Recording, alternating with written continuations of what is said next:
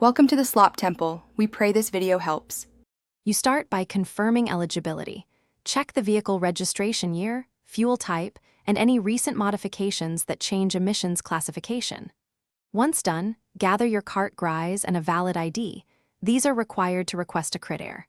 Make sure the license plate and VIN photo are clear and readable because poor images delay processing.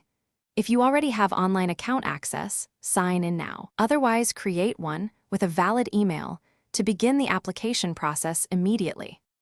You proceed to the application form and input registration details exactly as shown on the cart GRIs. Small mismatches cause rejection.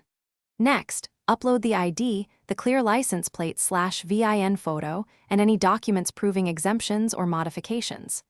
Once uploads look correct, pay the administrative fee with a debit or credit card. Keep the receipt. After payment, review the confirmation number and download the temporary PDF if issued. Make sure to note processing times and expected delivery method. You will either receive a physical sticker by mail or a confirmation to collect.